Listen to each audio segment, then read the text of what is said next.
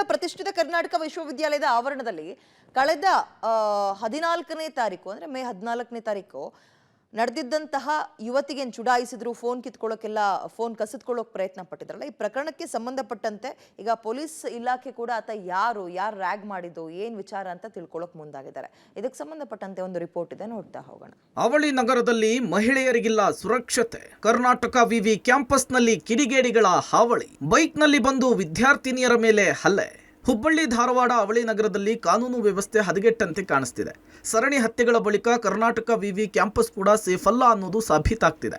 ಕಳೆದ ಮೇ 14ರಂದು ಕರ್ನಾಟಕ ವಿವಿ ಕ್ಯಾಂಪಸ್ನಲ್ಲಿ ವಿದ್ಯಾರ್ಥಿನಿಯ ಮೊಬೈಲ್ ಅನ್ನು ಕಸಿದುಕೊಳ್ಳಲು ವ್ಯಕ್ತಿಯೋರ್ವ ಯತ್ನಿಸಿದ್ದಾನೆ. ಇದಾದ ನಂತರ ಇದೇ ಬೈಕ್ನಲ್ಲಿ ಬಂದಿದ್ದ ವ್ಯಕ್ತಿ ಕ್ಯಾಂಪಸ್ ಒಳಗೆ ಇರುವಂತಹ ರಾಣಿ ಚೆನ್ನಮ್ಮ ಹಾಸ್ಟೆಲ್ ವಿದ್ಯಾರ್ಥಿನಿಯರ ಸರಗಳ್ಳತನಕ್ಕೆ ಯತ್ನಿಸಿದ್ದಾನೆ. ಈ ಪ್ರಕರಣಕ್ಕೆ ಸಂಬಂಧಪಟ್ಟಂತೆ ವಿದ್ಯಾರ್ಥಿನಿಯೋರ್ವಳು ಉಪನಗರ ಠಾಣೆಯಲ್ಲಿ ದೂರು ಕೂಡ ದಾಖಲು ಮಾಡಿದ್ರು.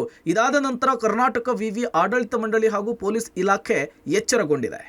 14ನೇ ತಾರೀಕು ಒಂದಿಬ್ಬರು ಹುಡುಗಿಯರು ಲೈಬ್ರರಿ ಕಡೆ ಹೋಗಬೇಕಾದ್ರೆ ಯಾರೋ ಒಬ್ಬ ಅನ್ನೋನ್ ಪರ್ಸನ್ ಅವರ ಮೊಬೈಲ್ನ ಕಿತ್ಕೊಳ್ಳಿಕ್ಕೆ ಪ್ರಯತ್ನ ಮಾಡಿದ್ದಾನೆ. ನಮ್ದೇನು ವಿಚಾರ ಇತ್ತಪ್ಪ ಅಂದರೆ ಏನಿದೆ ಅಂತ ಮತ್ತೆ ಎನ್ಕ್ವೈರಿ ಮಾಡಿ ಆನಂತರ ಮಾಡೋಣ ಅಂತ ಇತ್ತು.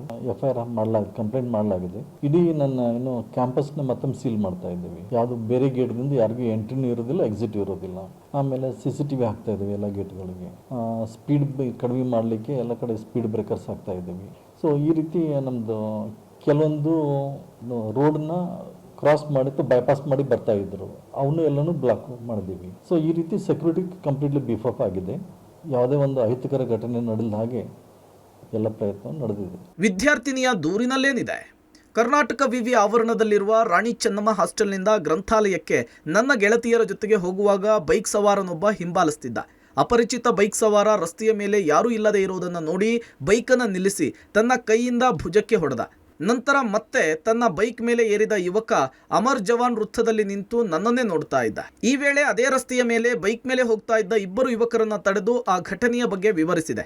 ಇದನ್ನ ನೋಡಿದ ಪುಂಡ ಬೈಕ್ ಸವಾರ ಅಲ್ಲಿಂದ ಪರಾರಿಯಾದ. ಹೀಗೆ ವಿದ್ಯಾರ್ಥಿನಿ ತನ್ನ ದೂರಿನಲ್ಲಿ ನಡೆದ ಘಟನೆಯ ಬಗ್ಗೆ ದಾಖಲಿಸಿದ್ದಾಳೆ. ಪ್ರಕರಣ ಮೇ 14ಕ್ಕೆ ನಡೆದರೂ ಕೂಡ ಕರ್ನಾಟಕ ವಿವಿ ಇದಕ್ಕೆ ಸೀರಿಯಸ್ ಆಗಿ ತೆಗೆದುಕೊಂಡಿಲ್ಲ. ಈಗ ದೂರು ದಾಖಲಾದ ಮೇಲೆ ಪೊಲೀಸ್ ಇಲಾಖೆ ಕೂಡ ಇದನ್ನ ಗಂಭೀರವಾಗಿ ಪಡೆದಿದೆ. ಸದ್ಯ ಹುಬ್ಬಳ್ಳಿ ಧಾರವಾಡ ಕಾನೂನು ಸುವ್ಯವಸ್ಥೆಯ DCP ಕುಶಾಲ್ ಚೌಕ್ಸೆ ಈ ಬಗ್ಗೆ ಕಠಿಣ ಕ್ರಮಕ್ಕೆ ಸೂಚಿಸಿದ್ದಾರೆ. ಕರ್ನಾಟಕ ವಿವಿಗೆ ಭದ್ರತೆಯ ಹೆಚ್ಚಳ ಮಾಡಲಿಕ್ಕೆ ಸೂಚನೆ ಕೊಟ್ಟಿದ್ದಾರೆ. ಧಾರವಾಡ ಸಬರ್ಬನ್ ಪೊಲೀಸ್ ಸ್ಟೇಷನ್ ಅಲ್ಲಿ ನಿನ್ನೆ ಒಂದು FIR ಆಗಿದೆ 94/24. ಅದು 323 ಮತ್ತು 354D stalking case under IPC sections register ಆಗಿದೆ. ಎಲ್ಲ ಆಫೀಸರ್ಸ್ಗೆ ಅದು ಕೂಡ ಹೇಳಿದ್ದೀನಿ ಕಿ ಯೂನಿವರ್ಸಿಟಿಯಲ್ಲಿ ಮತ್ತು ಬೇರೆ educational ಇನ್ಸ್ಟಿಟ್ಯೂಟ್ಸಲ್ಲಿ they should take some steps along in cooperation with ನಮ್ಮ ಕಾಲೇಜ್ ಅಫಿಷಿಯಲ್ಸ್, ಯೂನಿವರ್ಸಿಟಿ ಅಫಿಷಿಯಲ್ಸ್.